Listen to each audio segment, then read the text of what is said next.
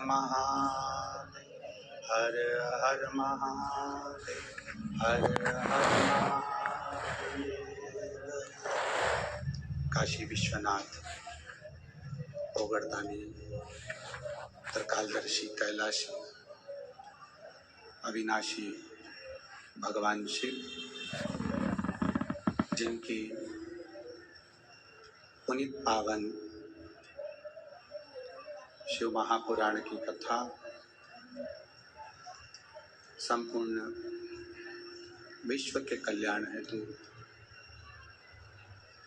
बाबा देवाधिदेव महादेव की कृपा से श्रवण करने का सौभाग्य मिला है।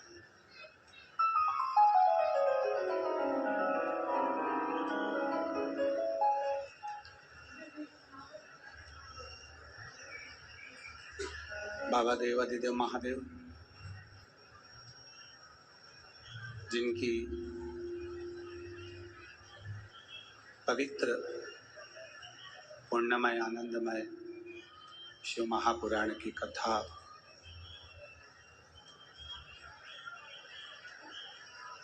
श्रवण करने का शिव जैसे गले में रुद्राक्ष की माला धारण करते हैं, आवाज बढ़ाओ। शिव जैसे गले में रुद्राक्ष की माला धारण करते हैं और वो रुद्राक्ष केवल भगवान शंकर के लिए शंकर जी नहीं पहनते, वो रुद्राक्ष भगवान शिव संपूर्ण विश्व के कल्याण के लिए धारण करते हैं, संपूर्ण विश्व के उद्धार के लिए। अब आप विचार करेंगे कि शंकर भगवान रुद्राक्ष पहने हैं और उसमें विश्व का कल्याण कैसे है? शिव जी रुद्राक्ष धारण करे हैं, उसमें विश्व का कल्याण कैसे निश्चित हो सकता है? शिव महापुराण की कथा सुनकर, श्रवण कर यदि कोई दूर से भी निकल कर जा रहा है, और ध्यान देना कथा पर कि शिवजी के गले में पड़ा हुआ रुद्राक्ष विश्व का कल्याण कैसे करता है।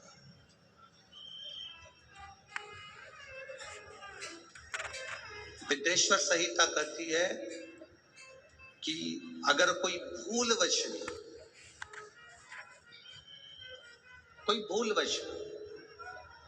अगर शंकर भगवान की कथा को श्रवण कर निकल कर जा रहा है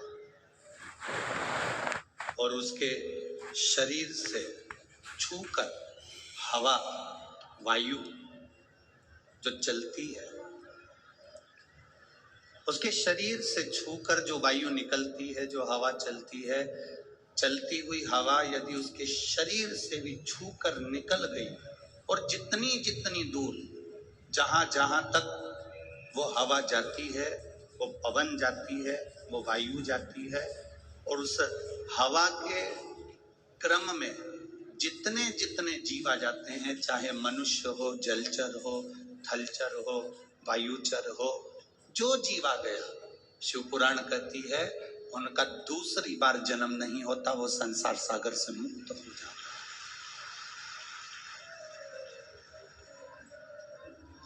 वो संसार सागर से मुक्त हो गया।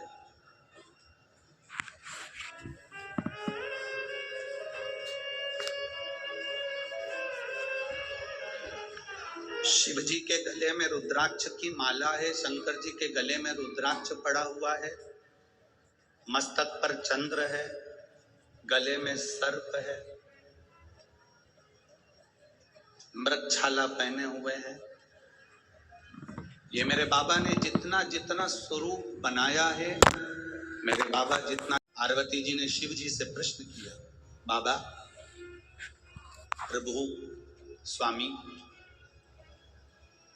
आपके शरीर पर जो वस्तु आपने धारण करी है,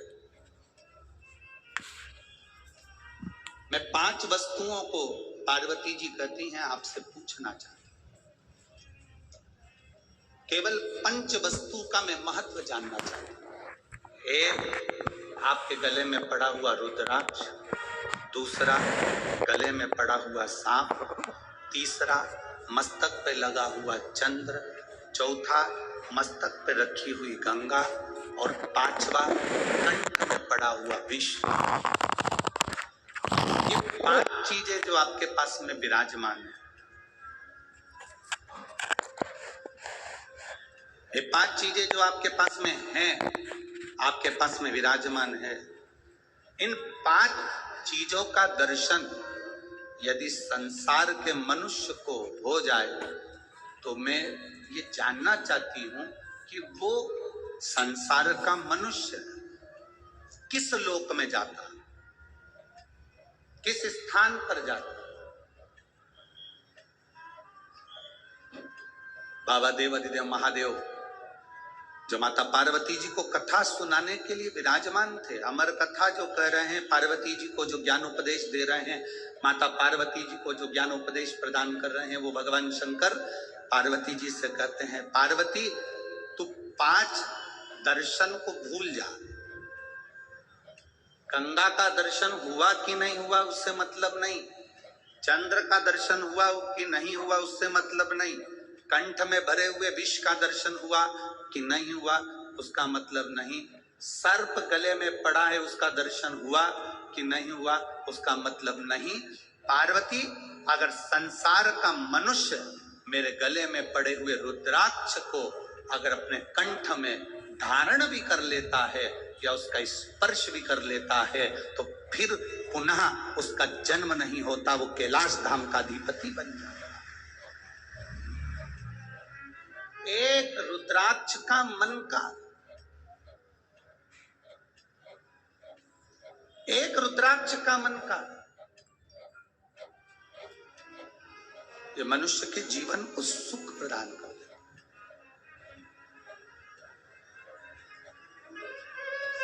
बाजार में बहुत सारी गाय रोड पर मिलती है, बोलो री नागपुर की जीजियों, सही है? और जितने जीजा उन बैठे वो भी बोल दो, सही है?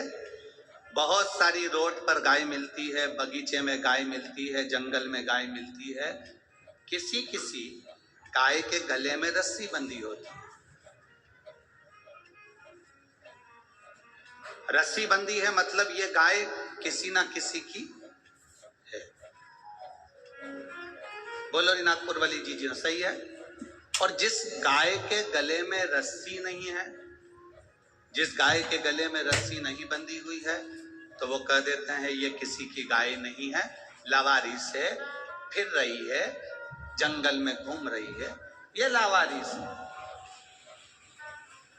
जिसके गले में रस्सी बंधी है मतलब उसका कोई ना कोई वारिस है। जिसके गले में पट्टा बंधा हुआ है मतलब उसका कोई ना कोई वारिस, बोलो बोलो जम के बोलो जरा, है। और जिसके गले में रस्सी नहीं है, जिसके गले में पट्टा नहीं है, जिसके गले में रस्सी नहीं बंधी है, वो वारिस नहीं है, तो वो क्या कहलाती है? लावारिस। वो वारिस नहीं है, वो लावारिस है। शिव महापुराण की कथा कहती है, जिसके गले में रुद्राक्ष है, जिसके गले में तुलसी का मन का है, जिसके गले में तुलसी की माला या रुद्राक्ष की माला है, समझ लेना उसका वारिस भोलेनाथ और नारायण विराजमान, उसका वारिस है।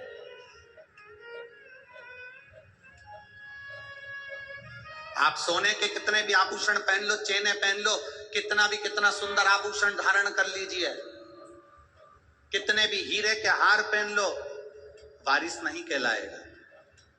और एक गले में अगर रुद्राक्ष का मन का, कोई ने एक पत्र लिखा था कल की कथा में, क्या रुद्राक्ष स्त्री धारण कर सकती है? क्यों नहीं? कोई ऐसी पुराण लाकर बता दो जिस पुराण में लिखा है कि नारी रुद्राक्ष नहीं पहन सकती।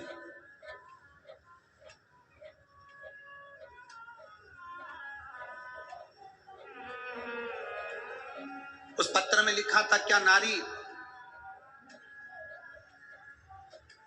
क्या स्त्री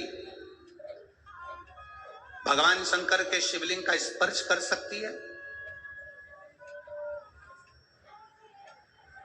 क्या नारी, स्त्री भगवान शंकर के शिवलिंग का स्पर्श कर सकती है? कोई ऐसी एक पुराण लाकर बताओ जिसमें लिखा हो कि नारी शंकर भगवान के शिवलिंग का स्पर्श नहीं कर सकती। अगर नारी शंकर भगवान के शिवलिंग का स्पर्श नहीं कर पाती तो आप ही के महाराष्ट्र की, आप ही के मराठवाड़ा की, आप ही के महाराष्ट्र की मां अहिल्याबाई होलकर, जिसके हाथ में शिवलिंग रखा रहता, आप ही के मराठवाड़ा की, आप ही के महाराष्ट्र की मां अहिल्याबाई होलकर, जिनके हाथ में हमेशा शिवलिंग रखा हुआ था। दुख की घड़ी आती थी, कष्ट की घड़ी आती थी, माता अहिल्याबाई होलकर अकेली जब पड़ गई, घर में से सब जब चले गए, अकेली मां अहिल्याबाई होलकर जब अकेली पड़ी, अकेली, और चारों तरफ से उपद्रवियों ने अपना अपना आक्रमण कर दिया। सेना बना के तैयार कर कर सारे उपद्रवी तैयार हो गए। इधर से कोई सेना तैयार कर रहा है, उधर से कोई सेना तैयार कर रहा है। अकेली अहिल्याबाई होलकर अकेली जब पड़ गई, तब मां अहिल्याबाई होलकर को लगा कि अब मैं करूं तो करूं, अब मैं क्या कर सकता। माता अहिल्याबाई होलकर ने अपने सैनिकों को बुलाया, अपने मंत्री महामंत्री को बुलाकर कहा कि चारों तरफ से सेना आ रही है, एक भी ऐसी स्थान नहीं जहां से सेना आक्रमण नहीं कर रही है। चारों तरफ से सेना तैयार बैठी है और कूच कर चुकी है, आने की तैयारी हो गई है। मंत्रियों, महामंत्रियों, बताओ अब करा क्या जाए? आप ये बताओ, अपनी सेना में बल कितना है, कितने सैनिक, कितने घुड़सवार, कितने शस्त्रधारी, सशस्त्रधारी, कितने कितने सैनिक है हमारे पास में? मंत्री और महामंत्री ने हाथ जोड़कर मां अहिल्याबाई होलकर जी से कहा, मां अहिल्याबाई होलकर से कहा, महारानी जी, महारानी जी, आपको एक बात कहना चाहते हैं, अगर हमारे सैनिक युद्ध लड़े तो एक तरफ से आने वाली सेना से युद्ध लड़ सकते हैं, पर 3 तरफ से आने वाली सेना के बराबर हमारे पास सैनिक भी नहीं। महारानी जी, इतनी सेना हमारे पास में नहीं है कि हम युद्ध कर सके। मौन हो गई मां अहिल्याबाई होलकर।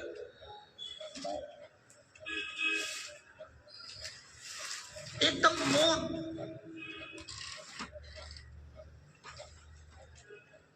मां अहिल्याबाई होलकर एकदम मौन हो गई।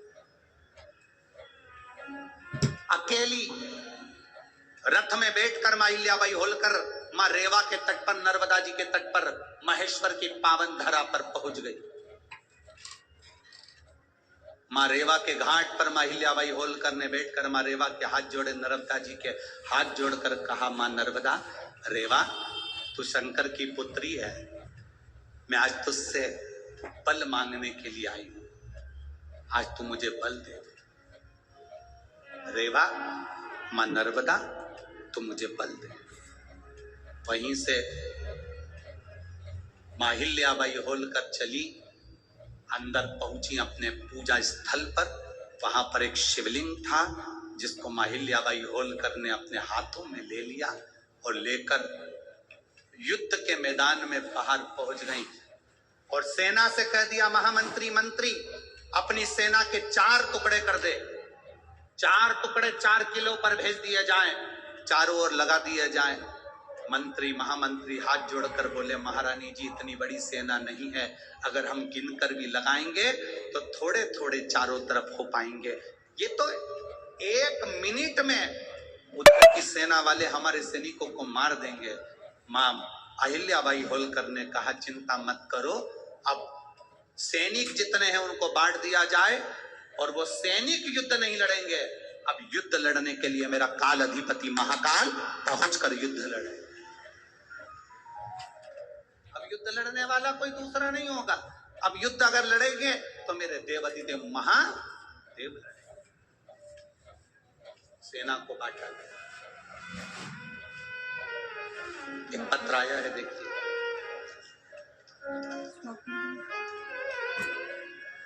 मेरा नाम मंजरी।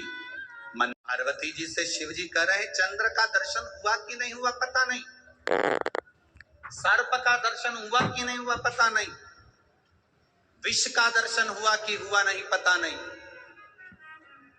गंगा का दर्शन हुआ कि ना हुआ पता नहीं, पर एक रुद्राक्ष का भी दर्शन भूलवश भी अगर जीव धारण कर लेता है तो वो सहज नहीं रहता। शंकर कहते हैं उसमें मेरा एक अंश उसके अंदर प्रविष्ट रहता है। एक रुद्राक्ष, जिस गाय के गले में रस्सी है वो उसका वारिस है। जिस गाय के गले में पट्टा बंधा है उसका वारिस है। जिस गाय के गले में रस्सी नहीं, पट्टा नहीं, वो लावारिस है। उसी तरह जिसके गले में रुद्राक्ष है, शंकर उसका वारिस है। जिसके गले में तुलसी है, उसका मेरा पांडुरंगा हरि विठ्ठल, मेरा पंडरीनाथ, मेरा हरि विठ्ठल उसका वारिस है। मेरा हरि उसका वारिस है।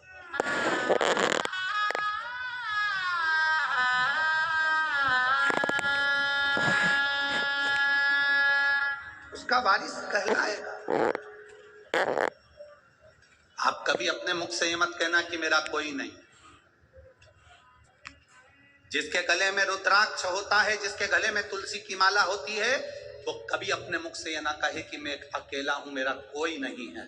जिसके गले में रुद्राक्ष होता है उसके साथ शंकर और 33 कोटि देवता होते हैं। जिसके गले में तुलसी का मनका, तुलसी की माला होती है, उसके साथ पांडुरंगा हरि विठ्ठल, मेरा नारायण और सारे देवता होते हैं।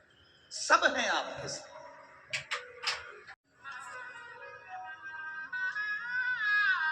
घर में फर्नीचर कम होगा, चल जाएगा। क्या कम होगा? बोलो बोलो, जम के बोलो जरा। फर्नीचर, घर में फर्नीचर कम होगा, चलेगा।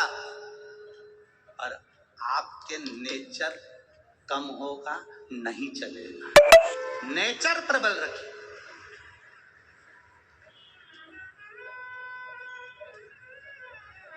फर्नीचर से घर की शोभा नहीं होती, आपके नेचर से आपके घर की शोभा है।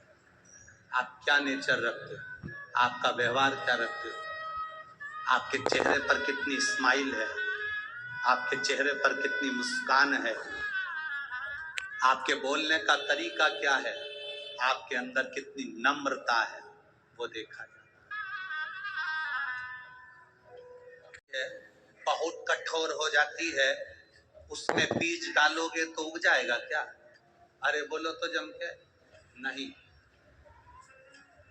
फिर तो तुम भी हमारे उधर के हो गए। हमारे यहाँ की जमीन को नरम करा जाता है, हल चलाया जाता है, बखर चलाया जाता है, जमीन को नरम करा जाता है। जमीन जितनी नर्म होती है उसमें बीज कैसा भी डाल दिया जाए उग जाता है, पौधा लग जाता है। अगर जमीन नर्म नहीं होगी, जमीन एकदम कड़ली कठोर कड़क होगी, उसमें बीज डालना उगेगा ही नहीं। कितना भी पानी डालकर देख लेना, उगेगा ही नहीं। जमीन का नरम होना बीज को पैदा करता है। आपका नरम होना अपने भीतर भक्ति को पैदा करता है, भक्ति के बल को पैदा करता है।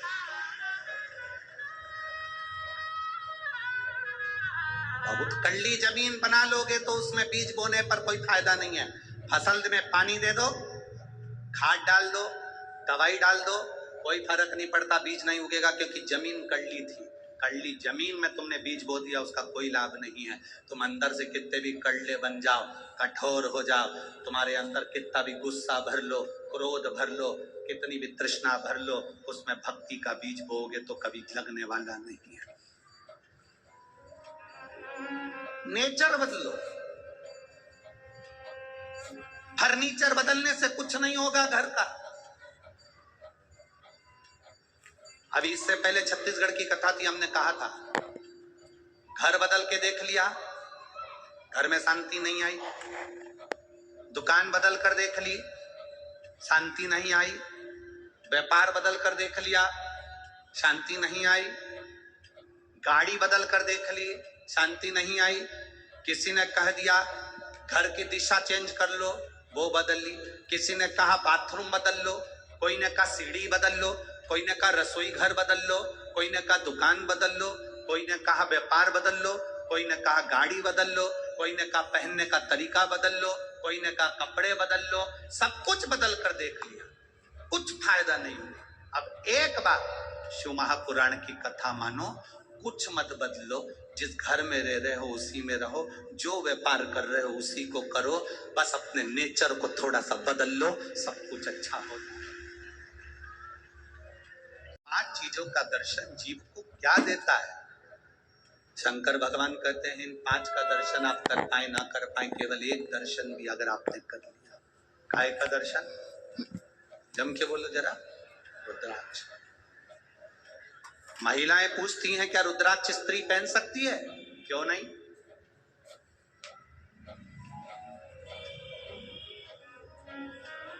क्यों नहीं? क्या स्त्री भगवान शंकर के शिवलिंग का स्पर्श कर सकती है? क्यों नहीं?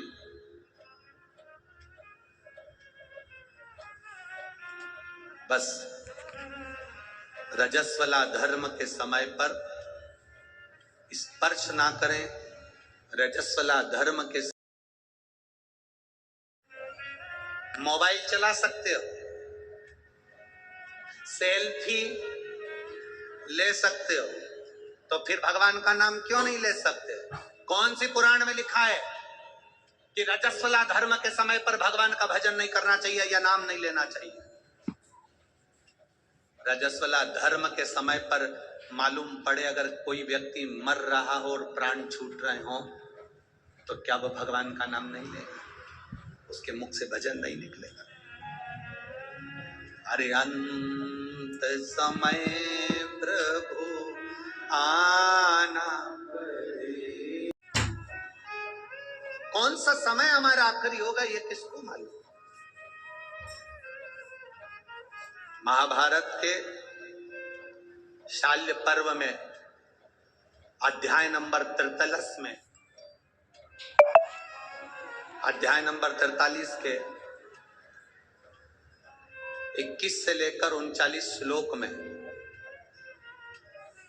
नमूची नाम के एक असुर का वर्णन आता है।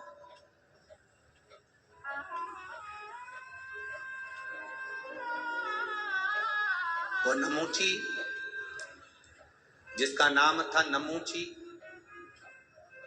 एक ऐसा दैत्य नमूची जिसके भाई थे शुंभ और निशुंभ, जिसका भाई था मैदानव, जिसका भाई था रंभ और करम्भ। शुंभ निशुंभ का भाई नमूची।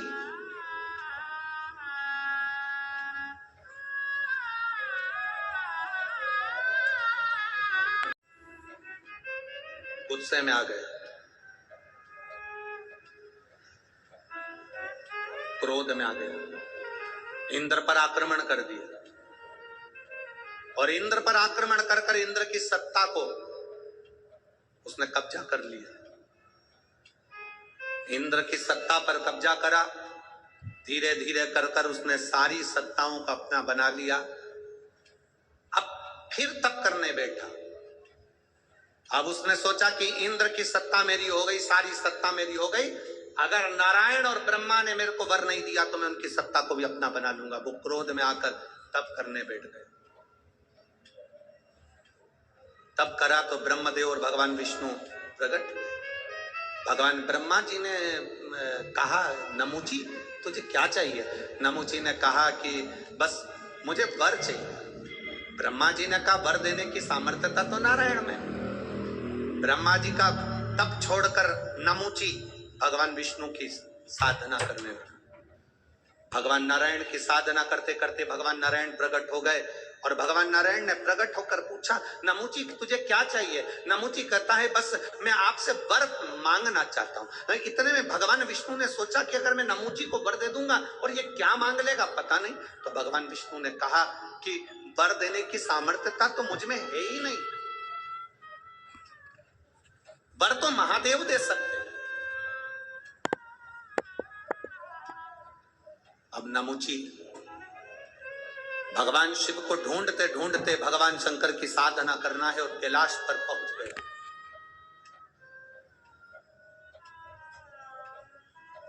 शुंभ निशुंभ का भाई, वो शुंभ निशुंभ जिसको मां दुर्गा ने मारा, वो शुंभ निशुंभ जिसका संहार मां देवी ने करा।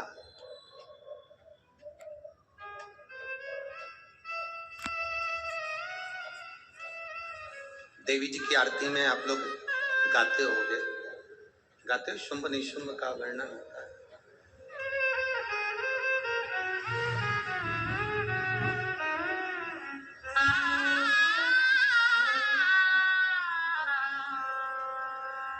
महाराज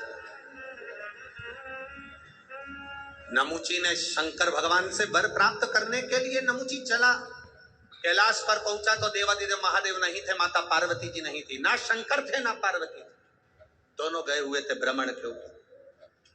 प्रदोष का दिन, प्रदोष काल का समय, भगवान शंकर प्रदोष के दिन प्रदोष काल में अपने भक्तों के घर पर नंदी के कान में जो बोल कर जाता है, शिवजी नंदी पर बैठकर उस भक्त के दरवाजे पर उसका कल्याण करने के लिए प्रदोष के दिन प्रदोष काल में पहुंचते। हर हर महादेव उस शंकर के भक्त के घर जाते हैं जो भगवान नंदीश्वर के कान में कहकर जाता, नंदी के कान में जिसने कहा।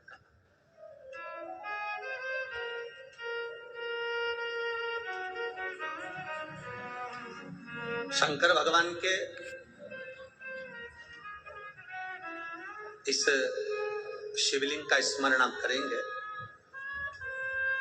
बीच में जो एक मोटी सी लाइन होती है, इसको अशोक सुंदरी कहते हैं। सब लोग दर्शन करें, जम के बोलो जरा, करें।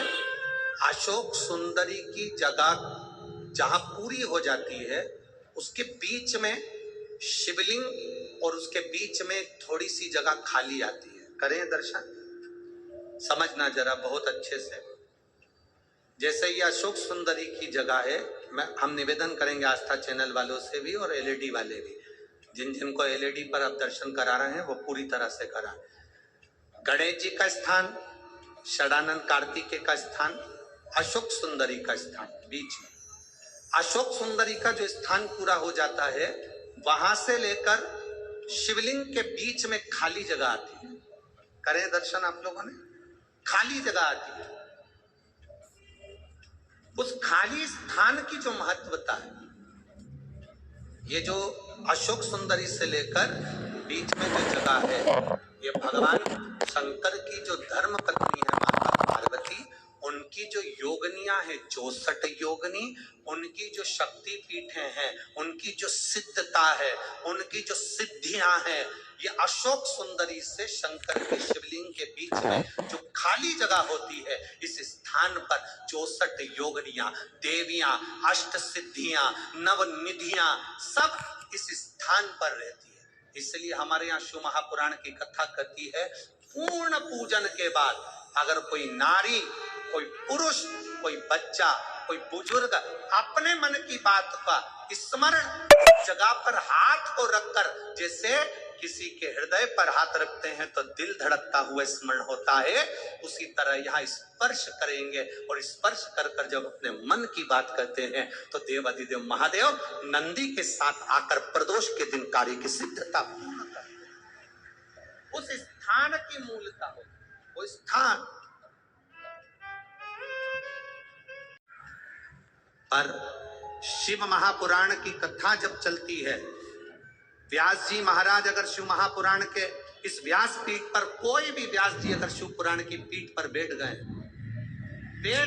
कथा चालू हो चाहे ना हो, अगर व्यास पीठ पर शिव पुराण की पीठ पर बैठ गए, तो जहां भक्त बैठते हैं उसके सामने, इस व्यास पीठ के ठीक सामने नंदी का स्थान हो जाता है। नंदी के स्थान को चाहे जजमान हो, चाहे कोई मंत्री हो, चाहे कोई मिनिस्टर हो, चाहे कोई कलंत्री हो, उसको भी यहाँ से वहां सामने से हम निकलने नहीं देते। क्यों? क्योंकि वो निकल तो जाता है पर बाद में उसको कष्ट भोगना पड़ता है। इसलिए हम मना करते हैं, इधर से मत जाना, आगे मत जाना, इधर से जाओ, पीछे से जाओ, इधर से पहुंचो, सम्मुख मत जाइए। जितनी दूरी बनती है इस व्यास पीठ के सम्मुख।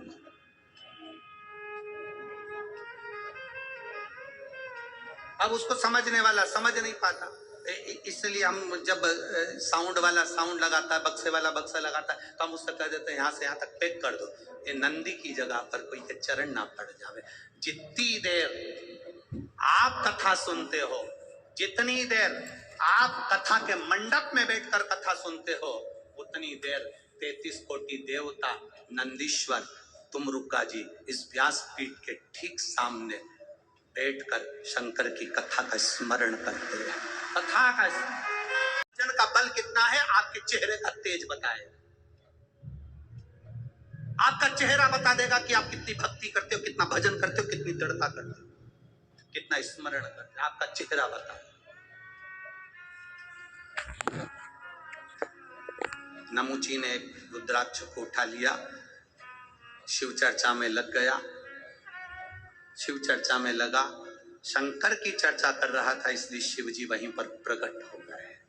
जो शंकर की बात करता है, शंकर जी की चर्चा करता है, शंकर को याद करता है, शंकर का गुणगान करता है, शिव वहां प्रकट हो जाते हैं। आए महादेव, सम्मुख में आ गए मेरे देवादिदेव महादेव, वहां प्रकट हो गए। ए नमुची, मांग तुझे क्या चाहिए। नमुची सोच में पड़ गया, मैं तो ना तप करा, ना साधना करी, ना व्रत करा, ना उपास करा, शिव जी मिल गए। ना कोई व्रत है, ना कोई साधना, ना कोई तप, शंकर मिल गए।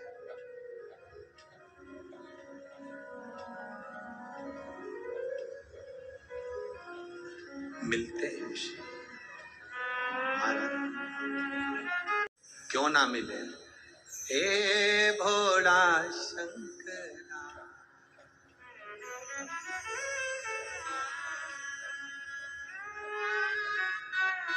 जहां जगह मिले वहां बैठकर, कार्यकर्ता भी जो खड़े हैं वो बैठकर बाबा से विनय करेंगे, दिल से बाबा से प्रार्थना करेंगे।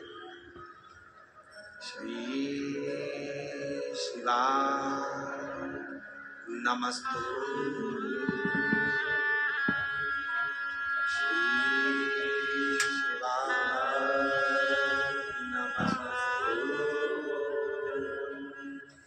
श्री शिवा नमस्तु,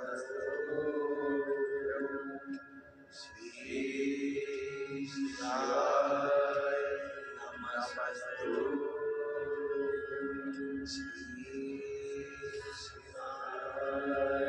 नमस्तु।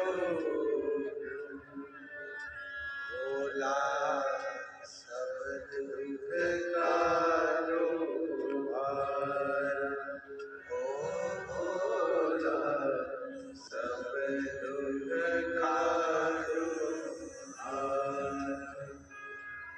शिव शंकर जपो तेरी माला, भोले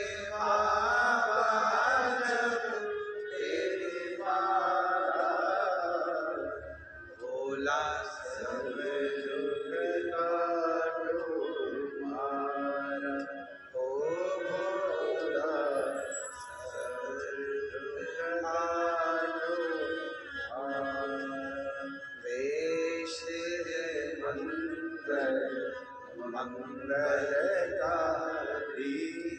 वैश्य मंगल मंगलकारी शमशान वासी हमारा शमशान वासी हमारा ओ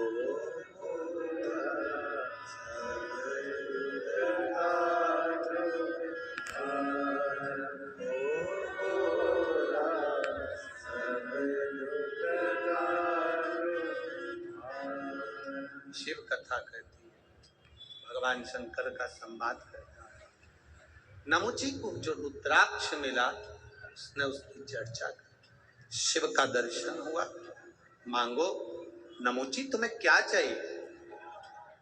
दैत्य था नमुची, असुर था, राक्षस था, क्या चाहिए तुमको। नमुची ने कहा अगर आप मुझे केवल एक वर दे दो कि मैं कोई अस्त्र से, कोई शस्त्र से, कोई अग्नि से, कोई आकाश से, किसी भी चीज से मेरी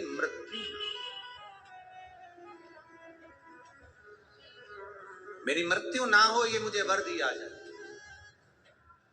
हमने पहले भी कथा में कहा बादाम खाओगे तो भी मरोगे, नी खाओगे तो। कथा सुनोगे, बोलते जाओ, तो भी मरोगे, नी सुनोगे तो। राम नाम बोलोगे तो भी मरोगे, नी बोलोगे। बस अंतर इतना सा है, बिल्ली चूहे को अपने मुंह से पकड़ती है तो रक्त में सराबोर कर देती है। बिल्ली अपने मुख से अपने बच्चे को पकड़ती है तो खून नहीं आता, रक्त नहीं आता, बच्चा मरता नहीं। उसी तरह जो कथा सुनता है, भगवान का भजन करता है, मरता है पर काल में मसा नहीं जाता। जो बिना भजन के, बिना कथा के मर जाता है, वो अंत में चूहे जैसा रक्त में सराबोर हो जाता। मरना तो है, मृत्यु तो सत्य है, वाह मौत कहां से टल सकती है। शिव कथा कर रही है, भगवान शंकर की कथा कर रही है। नमुची तुझे मरना तो पड़ेगा। तो नमुची ने कहा कि ये अस्त्र शस्त्र से मेरी मृत्यु ना हो। शिव जी ने कहा दिया तथास्तु, जा। अब नमुची को जब वर मिल गया, जब तक वर नहीं मिलता, जब तक के कोई पद नहीं मिलता, जब तक कोई प्रतिष्ठा नहीं मिलती, जब तक कोई स्थान नहीं मिलता, तब तक व्यक्ति थोड़ा भ्रमण करता रहता है, घूमता रहता है। जैसे आप लोग कथा में आए, आपको जगह नहीं मिलेगी तो आप पहले इधर जाओगे, उधर जाओगे, उधर जाओगे, 1 नंबर दरवाजा, 2 नंबर दरवाजा, 3 नंबर दरवाजा, सब दरवाजे पर घूम लोगे। तब आखिरी में तुम सोचोगे अब जगह वगह तो मिलने वाली नहीं। फिर किसी पेड़ की छांव में, जब पंडाल पूरे भरे हुए हैं, दुकानें पूरी भरी हुई है, जगहें पूरी भरी हुई है, तो किसी पेड़ की छांव में तुम बैठ जाओ, स्थान पर। अब नमुची को ये वर मिल गया कि अस्त्र शस्त्र से तू नहीं मरेगा। तो नमुची के हाथ में जो रुद्राक्ष था उसने वो फेंक। रुद्राक्ष की माला देवऋषि नारद ने फेंकी थी, बंदर का मुंह लगा था। सुनिए ना कथा। केवल शिवजी ने रुद्राक्ष की माला दी थी और देवऋषि नारद ने ये कहकर फेंक दी, इससे मुझे क्या करना। जाकर फेंक, बंदर का मुख लगा। भगवान नारायण ने जरा सी निंदा सुन ली थी शंकर जी की। भगवान विष्णु ने थोड़ी सी निंदा शंकर जी की सुन ली थी तो उनको घोड़े का मुंह लगा था। हयग्रीव अवतार, केवल निंदा सुनी थी शंकर भगवान की तो घोड़े का मुख लग गया। नारद जी ने शंकर की निंदा करी, रुद्राक्ष की माला फेंकी तो बंदर का मुख लग गया। शिव को जो जानता नहीं है वो बाद में पछताता। और अंत समय प्रभु आना पड़े। आप भी बोलिए, जिसको आता है सब बोला करो साथ में। अंत समय प्रभु आना पड़ेगा, वचन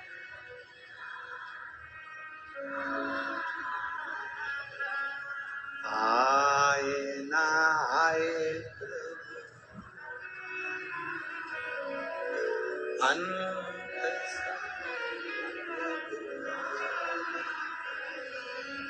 वचन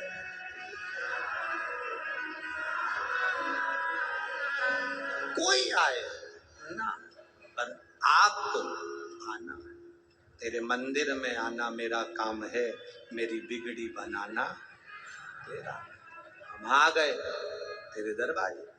नमुची ने रुद्राक्ष फेंक दिया।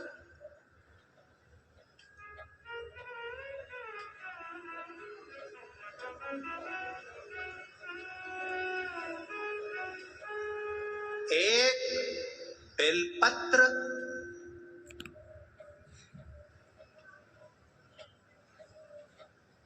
एक पापी के हाथ से छूट कर उड़ गई, महाबलेश्वर के शिवलिंग पर गिर गई, तो उस जीव का कल्याण हो गया।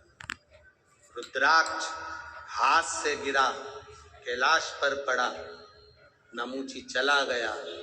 गलती क्या कर दी नमूची ने कि रुद्राक्ष को लांग गई। बेलपत्र रुद्राक्ष भगवान पे चढ़ा हुआ निर्माल्य लांघा नहीं जाता, उसको लांघना नहीं चाहिए। जिसने शंकर जी के निर्माल्य की विशेषता जानी है, उसको एक पत्र आया है, देखिए।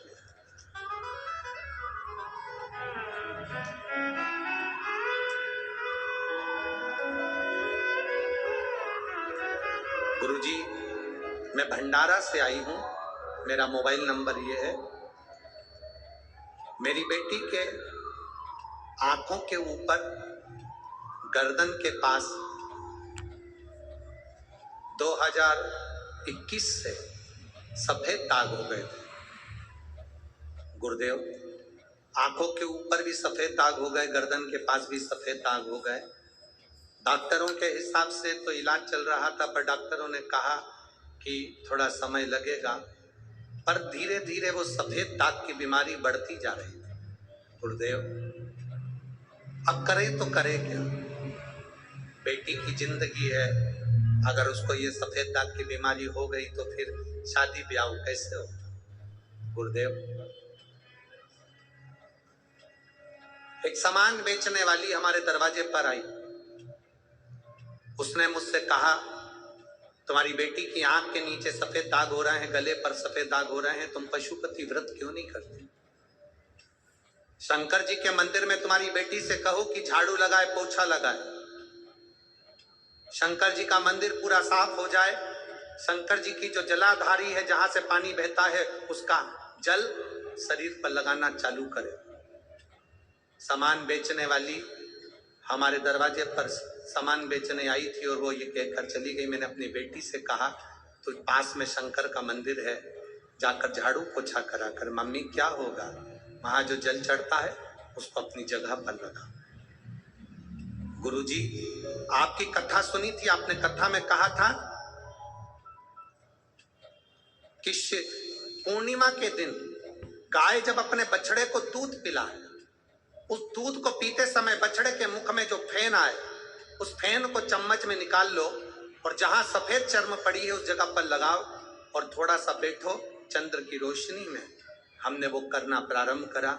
एक बार में तो बेटी ठीक नहीं हुई, पर दूसरी बार फिर करा।